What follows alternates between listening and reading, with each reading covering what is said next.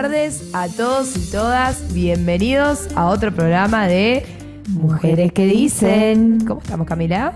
Estamos tristes. Estamos muy tristes. Estamos tristes. Pero, bueno, acá esperé. Bueno, pero hay que pensar que fuimos contemporáneos a el Papa argentino, viejo. El Papa argentino y el mejor Papa de la historia del Y mundo. el mejor, sí, exactamente. Así que, y bueno, como dice él, siempre hay que hacer lío, hay que tener esperanza. Así que acá estamos, con lío y con esperanza, para poder construir algo distinto entre tanto quilombo. Y tenemos acá a Tincho, que otra vez te tenemos en casa. Tincho, gracias por venir. Hola chicas, buenas tardes, buenas noches, gracias por la invitación. Y sí, un momento histórico, vivimos en esta semana, un orgullo del Papa argentino que hemos tenido, una persona que revolucionó la Iglesia y también un poco el mundo, ¿sí? Sí. En diferentes aspectos, no solamente para los religiosos. No, total. Creo que lo que me he dado cuenta en este tiempo es cuánto que nos ha dejado el Papa y durante todo su legado. Fue difícil seguirlo, creo que lo estamos valorando y estamos poniendo palabras mucho más después de su muerte y distintas cosas que fueron saliendo y que uno va viendo y demás, que se hicieron más virales ahora que cuando él estaba en vida. Sí.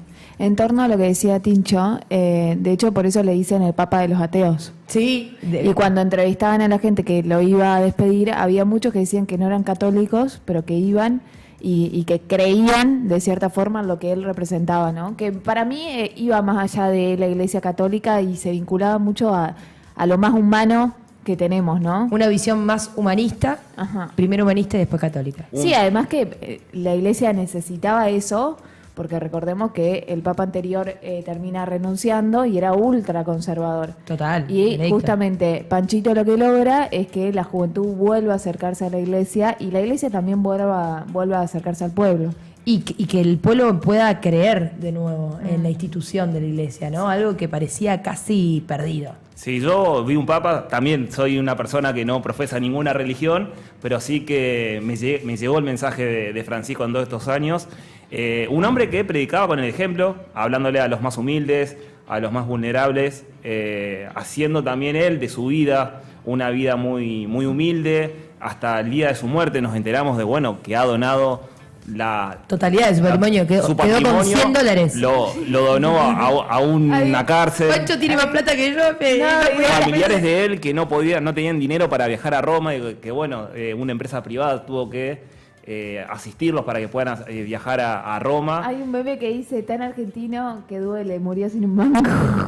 Y cuántos que se dieron vuelta también en el último tiempo, ¿sí? Sí. Personas que lo defenestraban y hoy sacaron Tuvieron que pasaje salir rápido para estar ahí y poder sacarse la foto. Total. Es el nombre y apellido del presidente Javier Milei. Total. Dijo que era el maligno En la tierra. En la tierra. Pero ya vamos a tener tiempo para Sí. profundizar sobre el Papa. Antes que eso, tenemos una invitada de lujo acá, Iona Rigonat, ¿no es cierto? Hola, Iona, bueno, buenas noches, bienvenida. Buenas noches, ¿cómo andan? Muy bien. Muchas gracias por la invitación. No, gracias a vos por venir. Siempre algo que nos quedó pendiente que hablamos en el programa, que es, bueno, traer algo cultural, alguna columna cultural que de alguna manera pueda difundir, porque creemos profundamente que hay que incentivar estos espacios. Perfecto. Así que bueno, gracias por venir. Por favor. Vos contanos un poco sobre vos primero. Sos museóloga y sos directora de arte, ¿no es cierto? Sí, bueno, el rol de directora de arte es un poco complejo, quizás una palabra que abarca un montón de cosas. No sé si más o menos saben de dónde viene, a qué se le dice director de arte. Bueno, se pueden encontrar en distintos aspectos, ¿no? del mundo de las artes. Por ejemplo, en el cine, un director de arte lo que hace es, cuando se empiezan a dividir en áreas, obviamente, porque estamos hablando, no sé, de producciones que ya tienen cierto nivel, económico hablando, de que también hay un montón de personas a cargo. Entonces, por ejemplo, el director de arte lo que hace es poder organizar el área de maquillaje, el área de vestuario, el área de escenografía. Entonces, más o menos tiene unos conocimientos generales sobre estas áreas y lo que hace es poder coordinarlas. Por ejemplo, en el cine. Después lo podemos encontrar por ejemplo, todo lo que es lo que yo me dedico, por ejemplo, es lo que tiene que ver con la música. Entonces, un director o una directora de arte lo que hace es trabajar con el músico, la música, para poder llevar adelante la perspectiva artística de su obra. Sí, por ejemplo, musical. no sé, en un video de un Claro. tema musical, hacen todo lo que tiene que ver con la producción de ese video, digamos. Exacto. O, por ejemplo, las tapas. Ahí Las va. tapas de arte, que se le dice, ¿no? Bueno, yo más que nada hago eso. Pero entonces como que son muchas amalgamas de distintas áreas que hacen al arte. No sé, por ejemplo, entonces todo lo que es la animación, el maquillaje, curaduría, de todo. La verdad que son muchas cosas y que bueno, yo lo resumo en directora de arte porque me es más simple. ¿Hay mucha oferta laboral? Y mira, en realidad un área que está muy buena de la dirección del arte tiene que ver con la publicidad. Entonces ahí sí la gente la verdad que la pega mucho y obviamente maneja números ¿Y bastante qué, extraordinarios. por ejemplo, de publicidad? Cualquier publicidad que vos veas, no sé, perfume. Ok, tipo... Pero, ¿cuál es la diferencia entre eso y marketing? ¿O es lo mismo? Mira, el director de arte particularmente dentro de lo que es una publicidad trabaja con todas otras personas que están en marketing, con el director general de la Claro. producción, es de vuelta, es este área que tiene que ver con el maquillaje, el vestuario, o sea, todo lo que hace a el espacio donde se está filmando, la persona con la que se está trabajando, no sé, pensemos en una campaña de perfume, elegir la modelo, maquillarla, vestirla, la escenografía, que eso es algo que lleva muchísimo tiempo. Y bueno, se necesitan a distintas personas para poder llevarlo adelante. Claro. Claro, ahí va. Bueno, hablando un poco de esto, te contaba que nuestro programa se llama Mujeres que Dicen y siempre tratamos de traer algo de perspectiva de, en este caso el arte y la cultura en relación con las mujeres. Y nos habías preparado algo que me parece sumamente interesante que tiene que ver con cómo es la visión, ¿no? O el lugar que ocupan las mujeres en el arte hoy o en la historia también. Bien. Bueno, la verdad que tengo mucho para decir, pero básicamente el rol de la mujer en el arte siempre fue bastante complicado. Al día de hoy sigue siendo muy complicado, pero si nos ponemos a pensar en 100 años atrás, era muy difícil. Podemos pensar, yo siempre digo que hay determinados unicornios y mujeres que han logrado cosas que por ahí en su tiempo no eran normal, ¿no? Revolucionarias. Exacto. Pero me parece muy importante también hablar que a veces esto se queda un poco de lado, que también muchas de las mujeres que pudieron lograr un lugar en el arte venían generalmente de una clase social alta. Un dato nada menor. Claro, generalmente era así. No, Quizás porque tienen otros derechos ya garantizados, entonces pueden ocupar esos lugares. privilegios, Claro. básicamente. Claro. O sea, ya con lo difícil que era ser mujer y ser artista, o sea, llevarlo, bueno, eran las mujeres que podían, eran las que tenían los recursos y las herramientas, ¿no? Muchas venían ya de familias quizás de artistas, entonces ahí sí podían ya trabajar un poco lo que era el arte desde pequeñas, pero después otras lograban por ahí mediante su familia que podía bancar determinadas clases, ¿no? Algunos nombres, si quieren, para hablar un poco de estas mujeres que empezaron, ¿no? A mí me interesa, por ejemplo, Artemisia Gentileschi, que era una italiana, por ejemplo, y ella sí venía de una familia como de vuelta, ¿no? Una familia de la alta burguesía que logró bancarle un montón de estudios. Pero después, por ejemplo, a mí me interesa también pensar un poco el rol de no solo de las mujeres artistas, sino mujeres que ocuparon cargos importantes dentro de las instituciones artísticas. Por ejemplo, lo que es la Real Academia de Artes en cualquier parte del mundo, o sea, teníamos una acá en Argentina y en todas partes, ¿no? En Europa, en Estados Unidos, por cada país hay una Real Academia, ¿no? ¿Al día de hoy eso existe? Al día de hoy siguen existiendo, sí. Mirá, no se le da mucha difusión tipo a esas instituciones. Y, a ver, quizás hoy en día hemos logrado llevar adelante una democratización de lo que son también las carreras universitarias, que también hacen que quizás estos espacios queden de lado, pero antes, cuando quizás no existía una carrera de bellas artes, Claro. como hoy lo podemos ver, o artes visuales, o todas carreras que, bueno, se empiezan a desligar de lo que es la Academia Real de Artes Plásticas, por ejemplo, era el único espacio para poder aprender técnicas, sobre todo, ¿no? Que también son espacios muy conservadores, ¿no? Por el que pasaron muchos artistas. Y de hecho, las mujeres empezaron a ser parte, como artistas nomás, diría, entre mitad del siglo XIX a el siglo XX, principio del siglo XX, recién empiezan a haber muchas mujeres que son partes y pueden ser artistas de la Real Academia de Artes, como no sé, le pasó por ejemplo a Remedios Varo, no sé si la conocen. No. Ella es una artista surrealista, una de mis favoritas, la verdad que es increíble todas sus obras. ¿Qué significa surrealista? Surrealista. Una rama del arte. Sí, es dentro de las vanguardias artísticas del siglo XX. Básicamente, después de la Primera Guerra Mundial, los artistas quedan muy mal con todo lo que fue la vivencia de esa guerra que le dicen la Gran Guerra, entonces empezaron a desprenderse justamente de la parte más conservadora del arte y de las maneras más tradicionales, ¿no? Entonces empiezan a decir, bueno, pero si el mundo no me ofrece nada y el mundo es tan feo y realmente no es imposible vivir acá, ¿cómo la humanidad puede caer en esto? Bueno, empiezan a generar un arte que era más de, digamos, un arte que era todo lo contrario a lo que se venía viendo. Porque en ese momento había como, a mí me gusta el arte, había una instauración de, digamos, más naturista, ¿no? O retratos, o que tenían que ver más con paisajes. Mirá, producción, ¿cómo te quiero? Me encanta, bueno, ahí, por ejemplo, Remedios Varo. Claro, como era mezclar algo más imaginario o distorsionar imágenes. Claro. Que no tenían nada que ver con paisajismo, por ejemplo, o corrientes que eran más tipo mostrar un paisaje, un retrato, la realidad, una escena. Lo figurativo. Ahí va. Respecto a la mujer en el arte, me acuerdo desde donde lo tuve yo, desde la educación quizás, a todos en la escuela, secundaria, o quizás algún terciario también, o universidad, todos los autores, artistas, son hombres. Hubo mujeres, pero quizás no están en la biblioteca. Exacto. Que se le ofrece a los estudiantes. No, claro. Como para poder conocer un poco más a la mujer. Creo que ahí también puede haber un cambio a partir de ahora.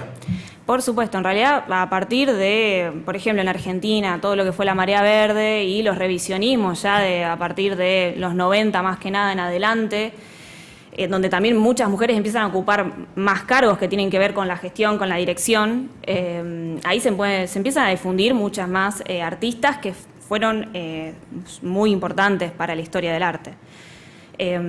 Pero sí, es verdad que en las escuelas quizás... También hay un problema de las escuelas, que eso también es punto y aparte, que tiene que ver con que quizás la currícula escolar no llega tampoco a brindarnos... mucha historia del arte. Entonces también a veces uno tiene que empezar, el docente tiene que empezar, o la docente tiene que empezar a resumir, y bueno, a veces quizá ni siquiera tampoco se llegan a dar muchos contenidos, que es algo que suele pasar. No sé, por ejemplo, yo siempre que hablo con las personas, quizá algunos con suerte llegan a lo que son las vanguardias, con suerte, ¿no? Entonces, bueno, y tenemos literalmente de la vanguardia que, digamos, más o menos 1920, 1930 en adelante, tenemos un montón de años y décadas que pasaron en el medio y un montón de artistas que también generaron cosas nuevas. Bueno, y eso casi que ni se enseña. Y de hecho también es algo que genera que muchas personas, por ejemplo, lo que es el arte contemporáneo, no lo valore, ¿no? Pero tiene que ver con esto. Pasa un poco, sí, es porque verdad. Tiene que ver con que si no me lo enseñan en la escuela y no le dan una importancia o relevancia... Y es muy difícil, primero, porque encima también son cosas muy conceptuales, justamente es el arte que empieza a tener mucho más que ver con lo conceptual, y bueno, entonces también quizás tiene como toda una parte que la gente no le interesa, o lo desprestigia, justamente. Claro. Y algo que cuando hablábamos, en off, ¿no? Sí. Quiero decir... que me decías y que me parecía muy interesante, es como el rol de la mujer en el arte siempre fue más de musa que de artista, sí, ¿no? Completamente. Y como que mucho tiempo después fue a cambiar o a incorporarse las mujeres en esa rama. Hoy en día, ¿cómo estamos en ese tema? Yo diría que mejor. Siento que falta todo. Claro. pero sí, mucho mejor. Justamente tengo un dato, no sé si lo ubican al Museo Louvre de París. Sí. Bueno, ¿cuándo se imaginan que puede haber tenido su primer directora mujer? ¡Ay, me encanta esta data! A ver, tírenme números. Tírenme números. Para mí tiene que ser muy reciente, tipo los 90. Bueno, ok, 90s. ¿Qué más? ¿Quién da más? 2000.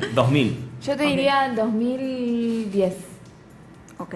En el 2021 recién el Museo No. Louvre pudo tener Me quiero morir, boludo. No, es que yo iba a tirar 2020, pero como que Dije, no puede ser. Me No. negué un poco a esa Sí, realidad. sí. Mira. Un montón. Es un montón.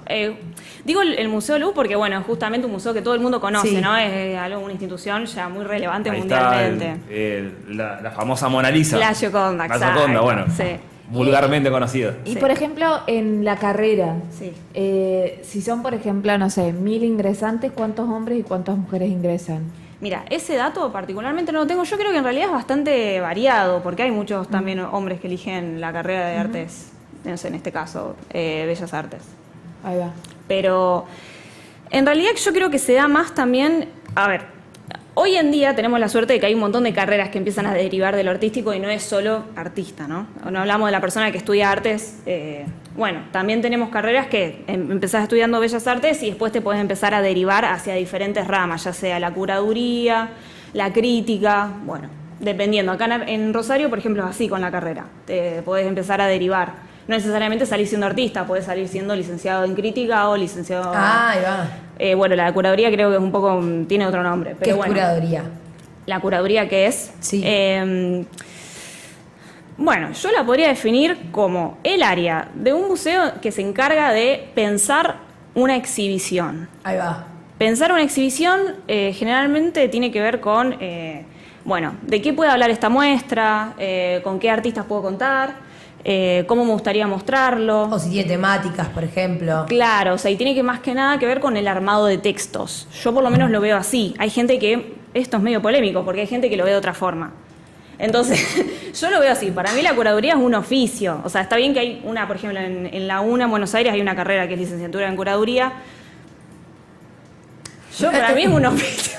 No sé qué decirle, Claro. porque cualquier persona puede ser curador. O sea, justamente hay una otra carrera, no sé, que es, por ejemplo, el historiador de arte en Buenos Aires, que acá no existe en Rosario esa carrera, también puede ser curador. Y un gestor cultural también puede ser curador. Y un artista visual también puede ser curador. Entonces, Ahí va. por eso digo de que es una carrera que, bueno, se vuelve medio complicada cuando empezamos a hilar fino. Claro. Pero sí, está muy bien, igual que se estudie y que sea una carrera, o sea, también existen diplomatura, maestría, específicamente en curaduría. Pero bueno, sí, es básicamente pensar la exhibición y llevarla adelante. Algunas personas incluyen el montaje en eso y otras no, lo ven como algo aparte. Y si no, por ejemplo, lo que yo hago, que es básicamente la museografía, que tiene que ver con mi carrera, que museografía es como la figura técnica de la museología, ¿se entiende? Entonces, por eso los museógrafos lo que hacemos es pensar las exhibiciones desde una Claro. manera...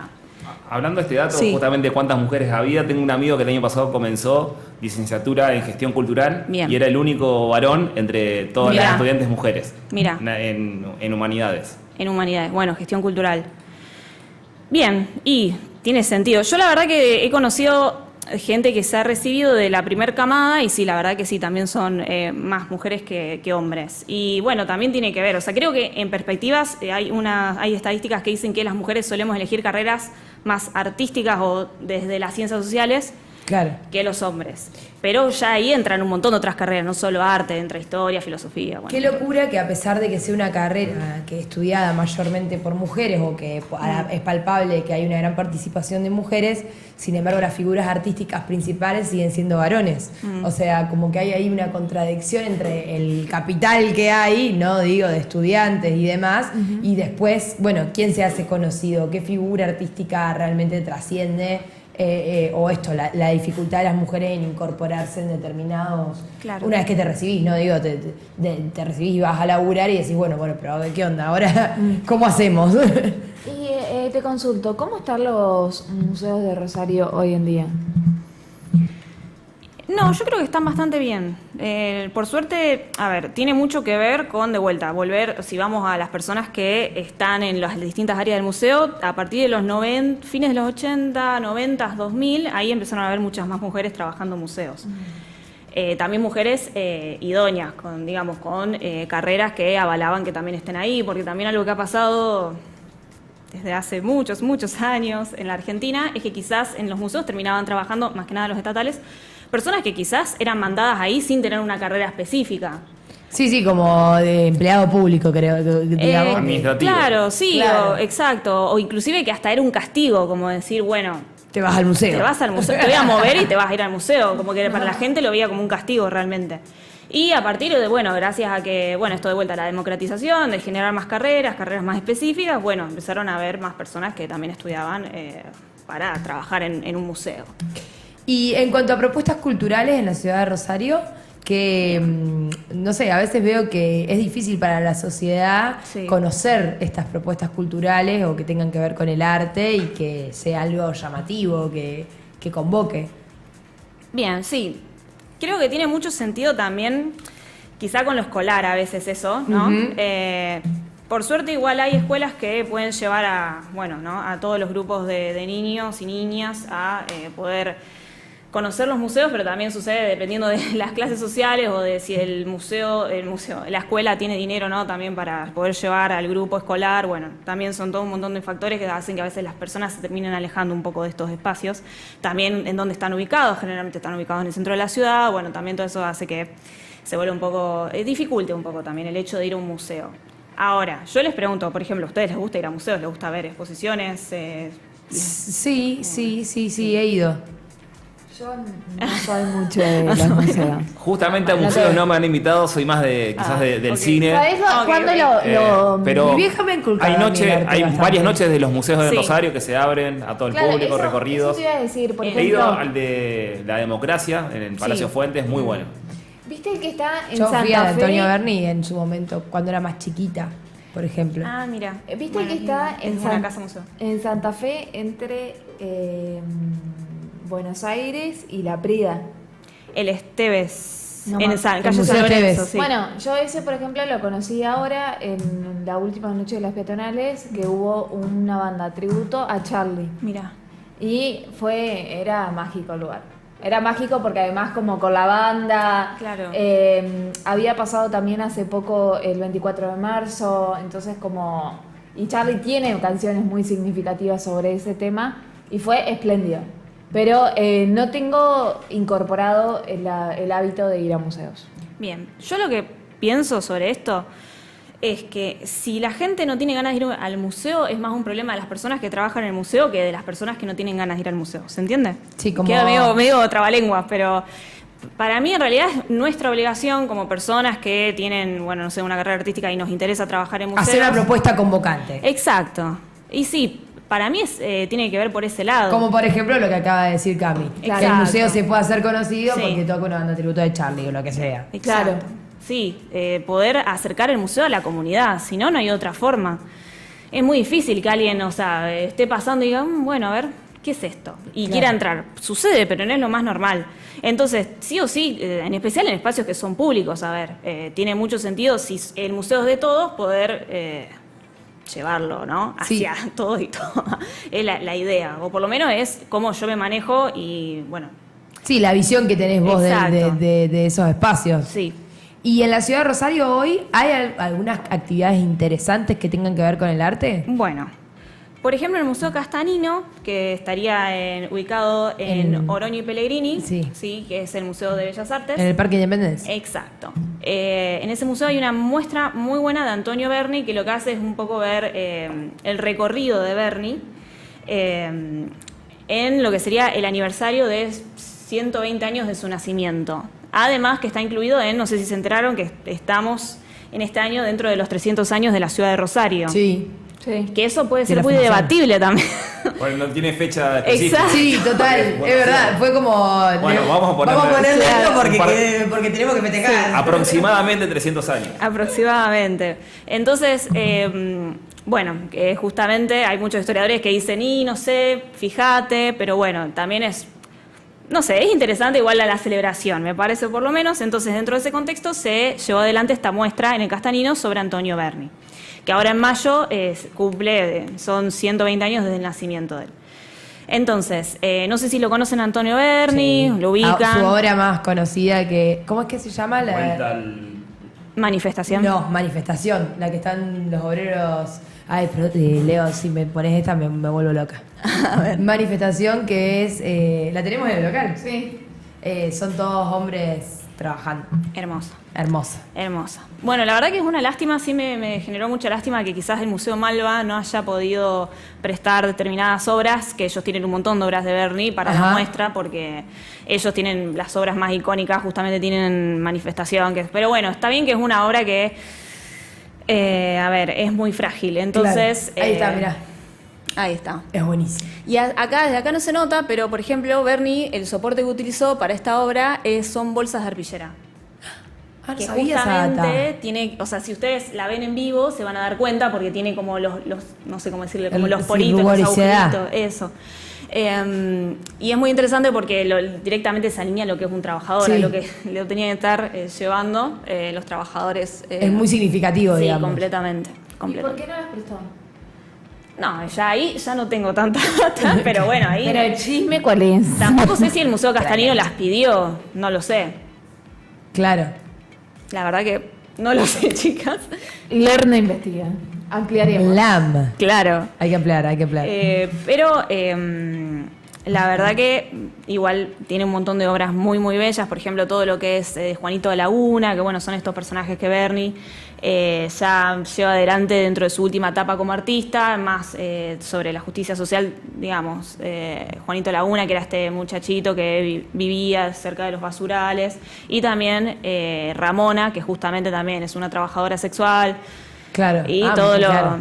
Claro, y todo lo que conlleva, ¿no? Ser trabajadora sexual. Entonces es, Sí, y como él como pone un posicionamiento ideológico a través de sus obras, ¿no? Sí, como completamente. transmite un mensaje, Sí.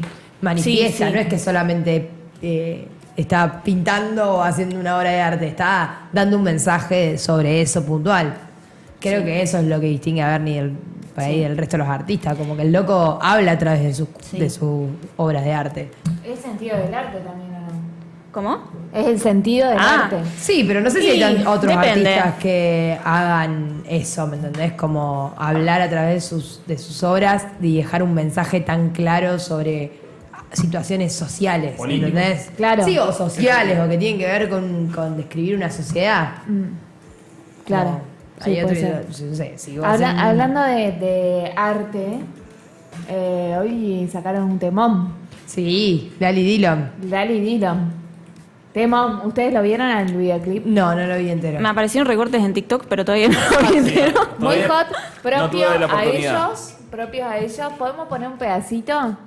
A ver si lo Creo que el tenemos. copyright ¿no? está medio exigente, pero quizás... Ah, está sonando. La verdad, muy bueno, muy bueno. No sé si me gustó tanto la letra, pero me encantó la canción. ¿Pero musicalmente o...? Musicalmente. Ahí va. No, como que se me pegó, ¿entendés? Yo la escuché hoy a la mañana y estuve con la melodía todo el día. Es muy pegadiza. Y me gusta, la verdad es que no soy objetiva porque los amo a ambos. Ay, sí, los amo. O sea, es como Yo esa también. dupla. Yo Gobername. Sí. Gobername que yo feliz. Total. Pero bueno. Yo, antes, bueno, de pasar a otro tema y demás, te quería preguntar, para terminar, ¿qué propuestas hay en la ciudad de Rosario que se vengan ahora que tengan que ver con el Bien. arte? Bueno, primero quería también hablar de una muestra que está en el Museo de la Ciudad que se llama Las Formas del Amor, que justamente va a cerrar más o menos para mitad de mayo, así que si todavía no la vieron, tienen la oportunidad de ir a Me ver. gusta. Básicamente recolecta distintos objetos y archivos. Ellos hablan justamente de las formas de amar, ¿no? Ah. Que en sí tiene todo que ver también con el contexto de los 300 años de la ciudad de Rosario. Y después, no sé si sabían que hoy estaba las noches de las librerías. Sí. Bueno. En esta semana fue el Día Internacional del Libro. Exacto, en ese contexto está esta propuesta, la Noche de las Librerías, y mañana va a haber un homenaje a Cortázar en la ex aduana. La de Cortázar me gusta. Que además tiene es como una propuesta magnánima, porque tiene obras de teatro, tiene un DJ en vivo, feria de vinilos Todo Che, y re estoy para lecturas esa. de Cortázar también. Encima yo, los piojos, por eso quiero saber a qué hora es. Creo que a las 7 empieza. Y después las obras de arte, que una es Casa Tomada y la otra no me acuerdo bien cuál es, de los cuentos de él, que pedís las entradas en el momento y te las dan y llenan cupos. Así que me pareció una propuesta muy interesante. ¿Dónde? En la ex aduana. Ahí va, ahí abajo. Sí. Yo tengo una inquietud, pero quizás es para otro programa, la relación del arte en Rosario entre lo público y lo privado. Porque Bien. quizás hoy lo que es más sustentable o lo que se puede hacer masivo tiene que ser público. Quizás las actividades privadas no tienen las necesarias herramientas para poder autosustentarse. Y podemos estar hablando horas de eso. La verdad que Pero es muy te lo dejo extenso. para otro programa, seguramente. Me gustaría que lo vamos podamos preparar para otro programa. Obvio. Porque Y sé que es hay muy muchos interesante. centros culturales en Rosario que están a fin de mes llegando con lo justo, Claro. problemas con los alquileres, quieren hacer algún tipo de presentación en el parque y reciben algunas trabas o van a fiscalizar muy seguidamente sus locales y demás. Y bueno, también hay una ordenanza de nocturnidad, pero Sí. bueno, es un tema más amplio, pero lo que quería dejar No, está sentado buenísimo esto. y además es muy interesante, pero bueno, yo estuve viviendo en la ciudad de Buenos Aires aproximadamente un año y justamente es muy distinto en Ah, cómo ahí se va. maneja esta ciudad con eso. Entonces también está bueno para comparar perspectivas por lo que vos decís, porque es verdad que esto sucede en la ciudad de Rosario y la verdad que es Porque algo que nos llama mucho la quizás atención. estás en contra, ¿no? No puedes, o no, de la gestión, puede ser municipal, provincial, y tenés que adaptar tu obra al pensamiento dominante de la Claro. época. Sí, y como que culturalmente tu mensaje queda totalmente limitado. Limitado cuando a- el arte podría ser una protesta. Bueno, y ahí también podemos empezar a hablar de todo lo que viene desde hace siglos, ¿no? Porque básicamente también, si nos ponemos a pensar, el arte siempre fue un espacio para las élites, ¿no? Y Claro. después, por suerte, fue cambiando. Sí, sí, y muy en resistencia también, ¿no? Muy en resistencia, Claro. como, digo, tuvieron que, hay figuras que tuvieron como que imponerse, ¿no? O usarlo como una revolución, pero que no eran parte del status quo del sistema cultural, ¿no? Claro. Yo siento que también lo que pasaba mucho era que solamente se reconocía como arte las actividades artísticas de la élite.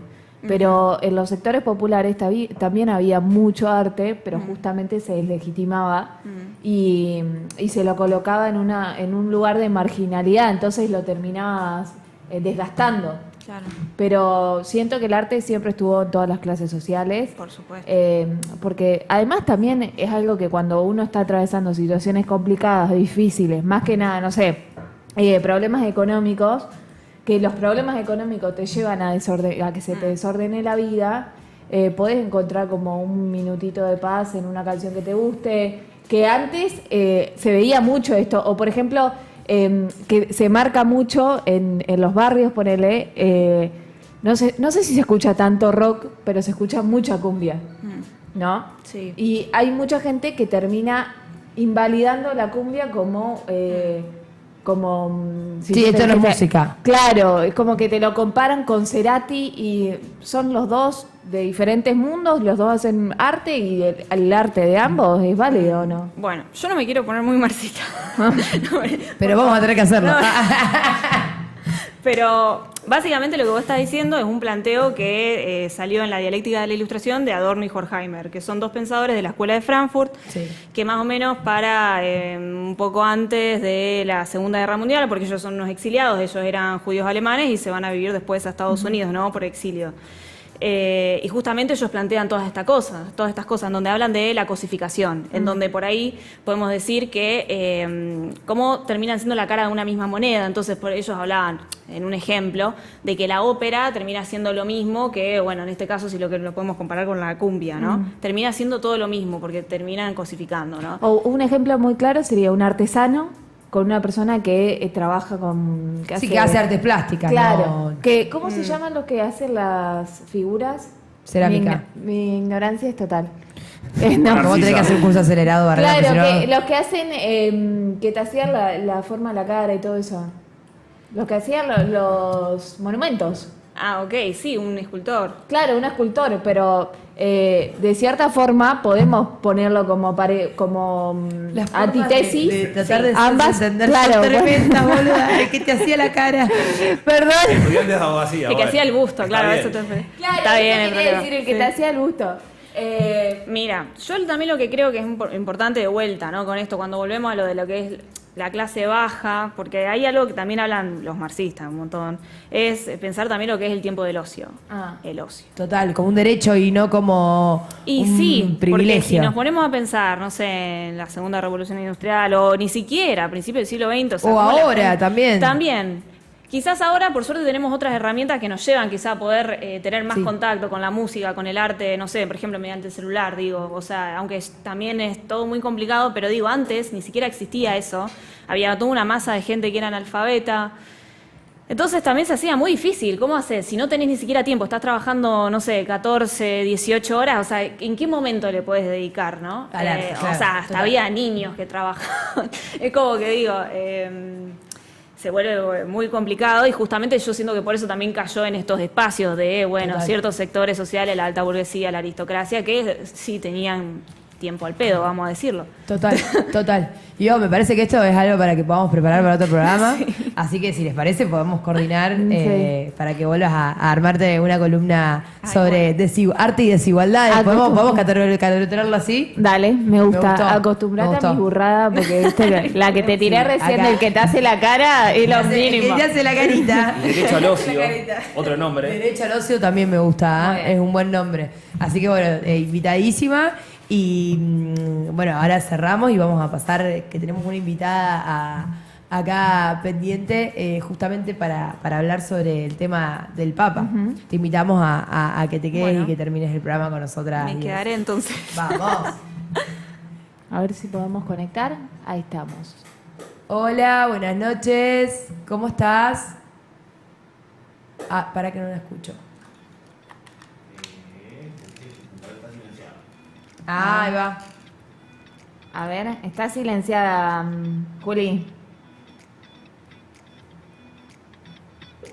Ahí va. Bueno, ¿querés ir presentándola? Sí. Yo no la escucho. A ver si podemos solucionar el tema. Bueno, vamos a tener acá a Julieta Gabirondo. No sé si lo dije bien, pero Julieta Gabirondo, que es profesora de historia y es parte integrante del Observatorio de Creencias Religiosas de la UNR. ¿Es colega tuya entrerriana o no? De Novoyá. Esa data no la tengo. Yo tengo esa data. Yo tengo esa data también. Porque es de Novoyá. ¿Es de Novoyá o no? Amiga de un amigo mío. Así que le vamos a mandar saludos. Los entrerrianos somos una plaga, Son una plaga, pero bueno, una buena plaga. Pero sí, uno siempre tiene que tener un entrerriano cerca. Y por la duda. La vida es más feliz así. No, ya Emilia Mernes, ¿no? Sí. También. Julieta, ¿nos escuchás?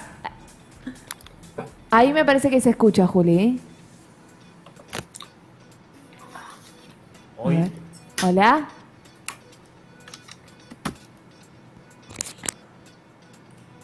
Bueno, me vas a acordar cuando estábamos en pandemia y tenía que tenía que rendir los finales.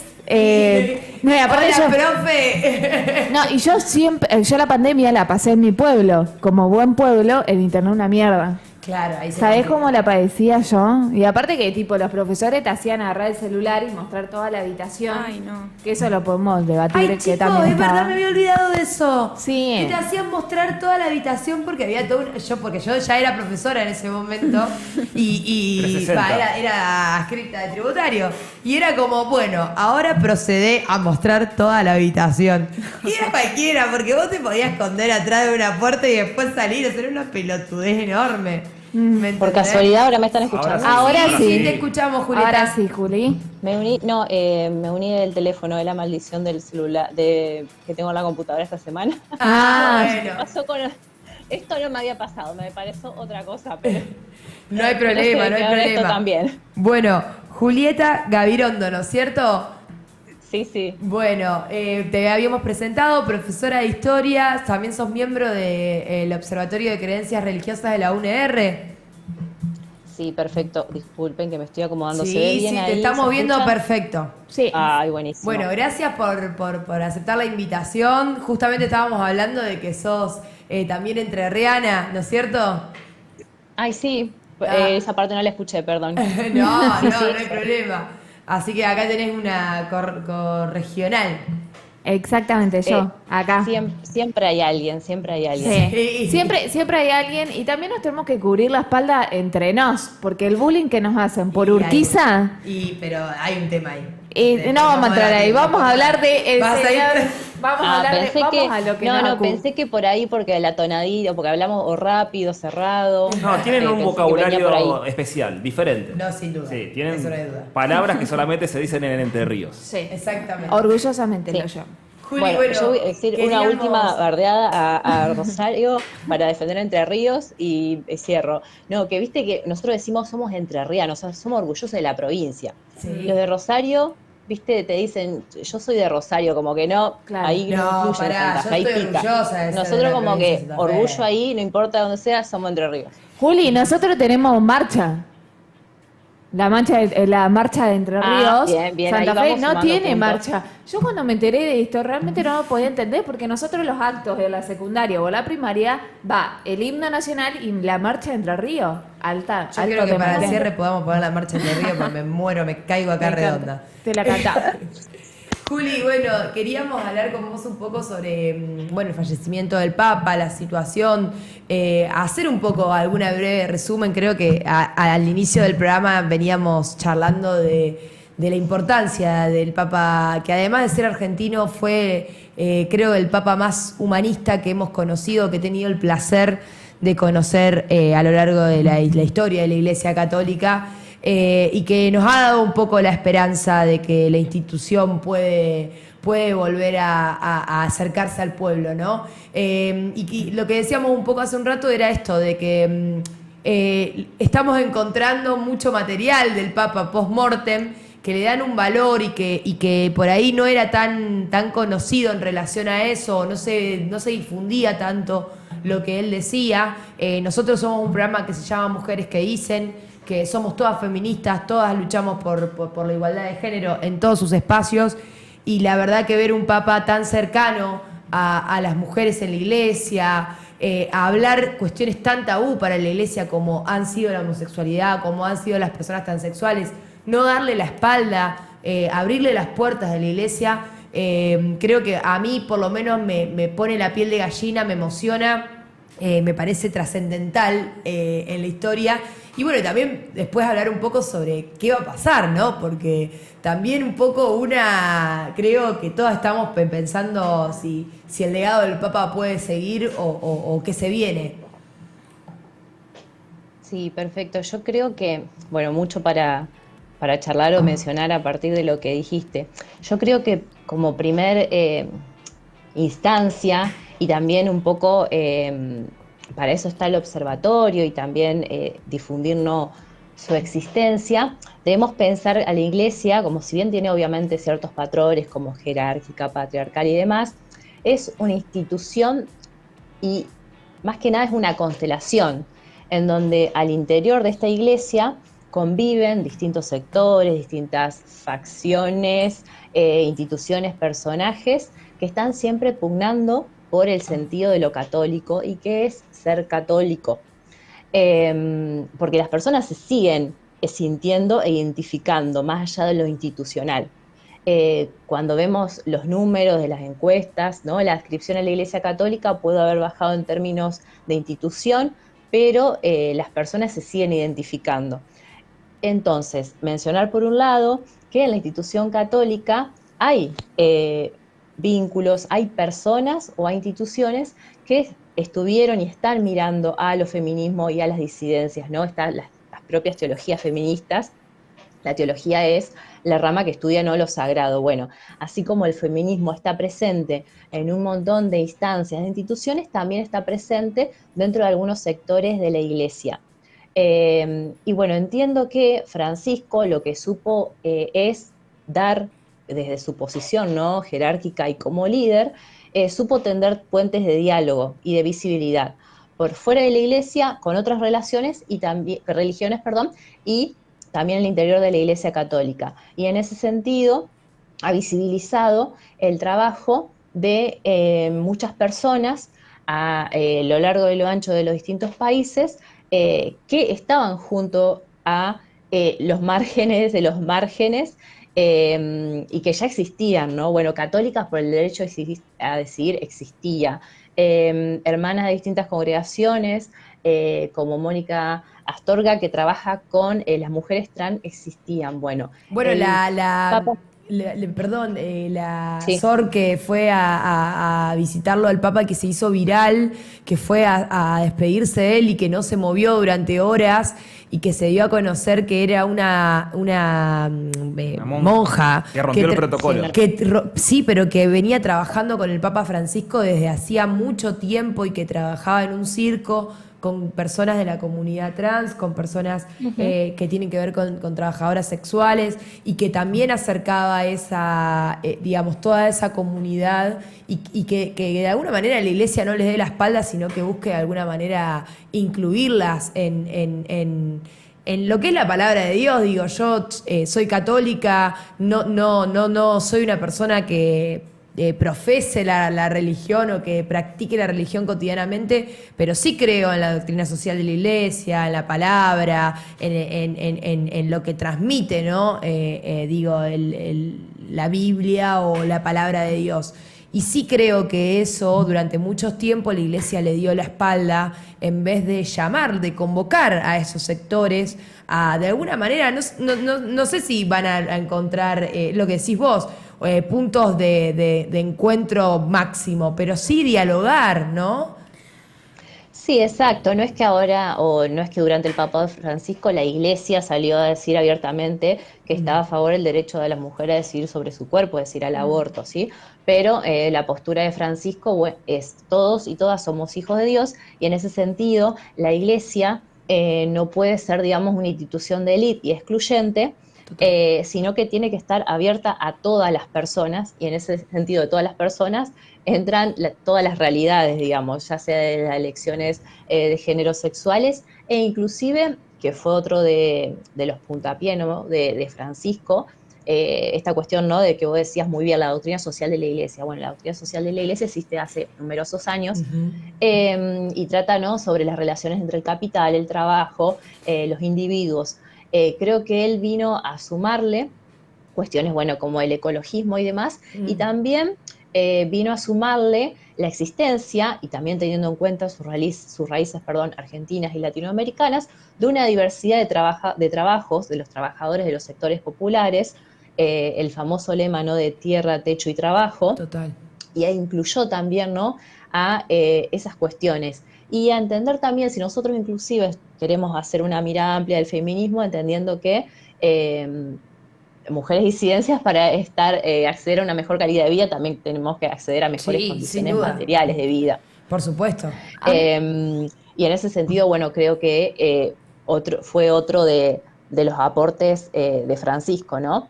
En cuanto al tema... Sí. En cuanto al tema del aborto, vos decías, él predicaba este lema de que la Iglesia en realidad le corresponde a todos.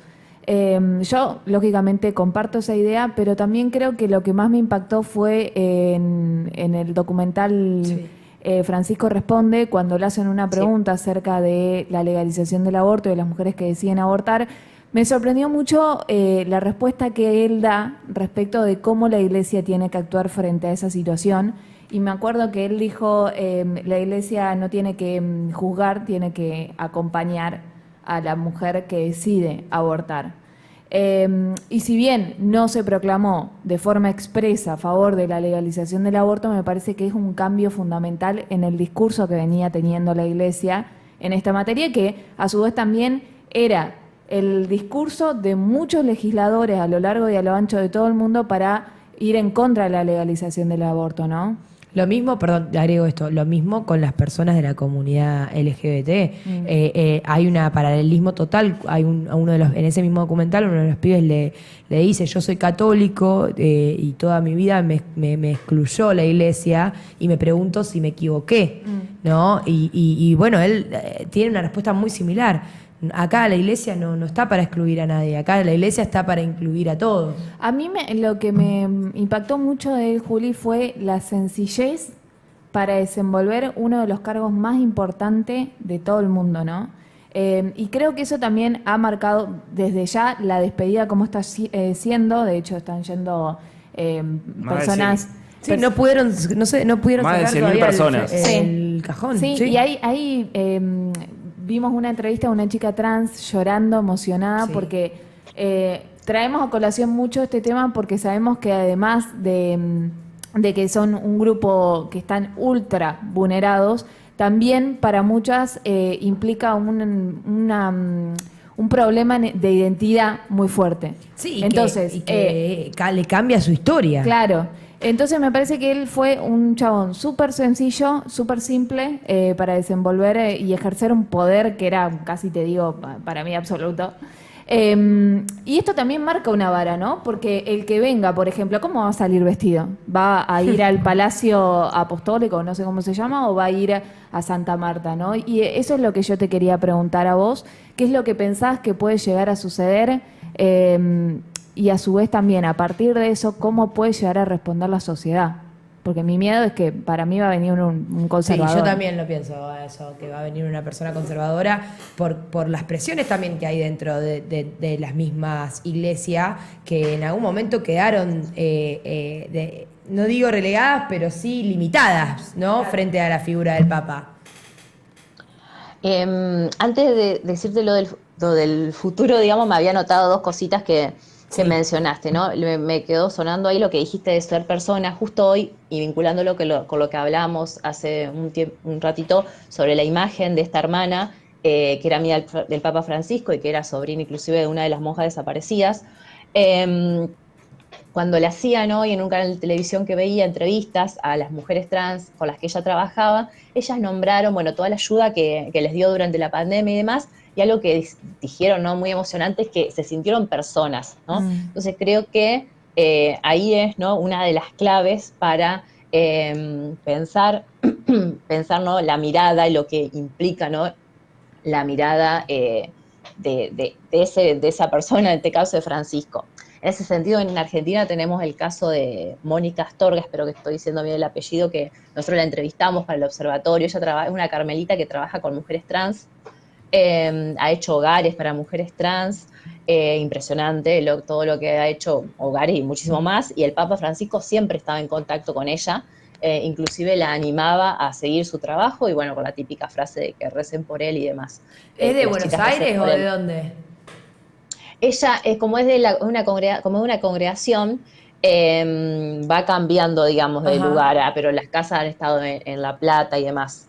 Que bueno, que eso también, ¿no?, es una cuestión que por ahí yo trabajo específicamente los 60 y los 70 y con congregaciones religiosas femeninas, y en esta cuestión, ¿no?, de cuando planteamos que el feminismo, que es necesario mirar un poquito más allá de opresores y oprimidos, porque si no volvemos a colocar a la mujer en un lugar totalmente de víctima, sino que siempre buscamos los intersticios para ejercer determinadas acciones. Bueno, esto pasa también en el interior de la Iglesia Católica, con numerosas laicas y también integrantes de las congregaciones religiosas femeninas, que hacen un trabajo ahí, digamos, que inclusive tienen cierta hasta libertad, porque no dependen totalmente del sacerdote. Entonces, bueno, es muy interesante en todos los ámbitos los trabajos que van a ir realizando, más allá con disidencias y demás, ¿no?, sino en todo el ejercicio del poder y la cuestión religiosa. Juli. Sí, perdón. No, sí, para vincular a Francisco o a Bergoglio en aquel entonces con Rosario en el 2011, quería consultarte si estuviste en el Congreso Social de la Iglesia de ese año, del 2011 acá en Rosario. Si no, bueno, hacerte un breve comentario del cierre de ese Congreso, que hubo varios cardenales también de todo el mundo, que hoy también pueden ser los futuros papas. Hablando Bergoglio en aquel entonces, de que Argentina había una sociedad muy diversa, donde convivían diferentes naciones, etnias, diversidades sexuales y demás. En aquel entonces, hoy en día hay que ver si somos la misma Argentina del 2011. Total. Y hablando de aprender a tener proximidad con nuestros hermanos más necesitados, ya desde aquel entonces buscándose siempre en los más humildes. Sí, no estuve. Yo la única vez que estuve en mi pasado catequístico, de catequesis, en mi biografía ahí con la religión, fue en la Jornada Mundial de la Juventud. Cuando hay la famosa frase de que al llamar a los jóvenes que hagan lío, Justo hoy le estaba leyendo un artículo muy interesante en el medio Latfen, que no me acuerdo ahora quién lo escribió, perdón, la mujer que lo escribió, pero bueno, y recataba, ¿no?, esta frase de hagan lío, y después lo que dijo en la próxima Jornada Mundial de la Juventud, y cómo interpeló también a los jóvenes políticamente. Total. No solamente, bueno, esta cuestión de la caridad y demás, sino que también ahí en términos políticos y de acción y de compromiso, y de no quedarse pasmados. Y respecto a lo que me decían del futuro, yo no sé si veo a alguien conservador. Yo creo que a la iglesia le sirvió mucho Francisco en términos de venta y marketing. Él asumió en un momento particular de la iglesia, en donde claramente Benedicto no era la persona adecuada, más allá de su postura o no, sino que era una persona más del tinte de lo teológico, de la academia, y la iglesia tenía un montón de conflictos respecto a los casos de abuso, respecto a las filtraciones de documentos, respecto a las cuestiones del Banco del Vaticano. Entonces, Francisco, más allá de determinadas cuestiones de líder, de humanista, él fue un líder que supo gestionar. Entonces, no sé, yo ahí como que, primero que no me animo a hacer ningún vaticinio, pero yo pondría en duda un poco esto de volver a un papa conservador, porque entiendo que hasta la propia iglesia no le sirve. Es muy difícil que surja otro Francisco, y podemos pensar que puede surgir alguna persona que esté en línea con él, porque el 80% de los cardenales los ubicó él, ¿no? De las personas que van a elegir al nuevo papa. Tal vez no los mismos modos y en los mismos términos. Claro. Tal vez no haciendo tantos avances o pisando tan fuerte. Pero yo pondría en duda, así como pondría en duda que, no sé, que el próximo papa va a aprobar el sacerdocio femenino, también quiero pensar y que también es medio difícil que venga una persona de tinte más conservador, como con toda la palabra de que eso conlleva. Juli, de acá a más o menos desde el fallecimiento del Papa son 20 días para la elección. Sí, se tendría que estar convocando, o sea, llevando a cabo el cónclave entre el 5 y el 9, si no me equivoco, contando ahí los días desde que falleció, de mayo. Ajá, bueno, ajá. Nos gustaría entonces, que el viernes, pasa que el 2 es feriado, pero yo quería que hablemos sobre la Chicos, elección. yo capaz que me voy a Entre Ríos, ¿no? Pero bueno, para nuestro próximo programa es el 9 de mayo, dale. Y nos encantaría poder analizar la elección del Vaticano. Perfecto. Sí, yo creo que sí, ahí ya vamos a tener un nuevo papa. Un nuevo papa que esperemos que pueda continuar con el legado de Francisco. Te agradecemos, Juli, la verdad que me quedaría hablando 3 horas más, pero ya se nos terminó el tiempo, tenemos que cerrar, pero bueno, te dejo la invitación abierta para que el 9 de mayo podamos hacer el análisis y seguir hablando de esto, que la verdad que podemos estar todo el programa. Listo, perfecto. Muchísimas gracias por el tiempo y perdón los problemas técnicos al principio. No, por favor, sumamente interesante también tu visión y comparto totalmente la forma en la que estás analizando también no solamente la postura del Papa, sino la Iglesia Católica en general y la religión, ¿no? Buenísimo, muchas gracias. Gracias, Juli. Un beso enorme. Adiós. Bueno, qué difícil cortar ahora después de tanta información. Pero bueno, nos vamos otro viernes más que finalizamos y los invitamos al 9 a aprendernos para seguir hablando. Tincho, te quiero el viernes que viene, el 9 acá para analizar y tirar... Negociamos. ¿Negociamos? Los comprometí a todos ya. Muchísimas gracias y esto fue Mujeres que Dicen. Adiós.